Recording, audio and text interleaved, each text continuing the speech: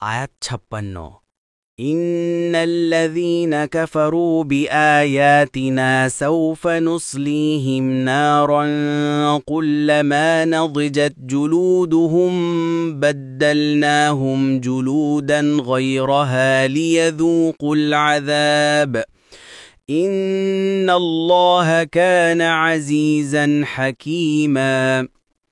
অনুবাদ: নিশ্চয় যারা আমাদের আয়াতকে প্রত্যাখ্যান করে অবশ্যই তাদেরকে আমরা আগুনে পোড়াব।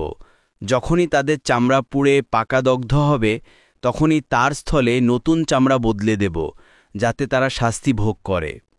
নিশ্চয় আল্লাহ পরাক্রমশালী, প্রজ্ঞাময়। তাফসীর। ১ নং ফুটনোটের বিবরণ। এই আয়াতের তাফসীর প্রসঙ্গে মুআজ রাদিয়াল্লাহু আনহু বলেছেন যে তাদের শরীরের চামড়াগুলো যখন জ্বলে পুড়ে যাবে তখন সেগুলো পাল্টে দেওয়া হবে এবং এই কাজটি এত দ্রুতগতিতে সম্পাদিত হবে যে এক মুহূর্তে শতবার চামড়া পাল্টানো যাবে। হাসান বসরি রাহিমাহুল্লাহ বলেন যে আগুন তাদের চামড়াকে একদিনে ৭০,০০০ বার খাবে।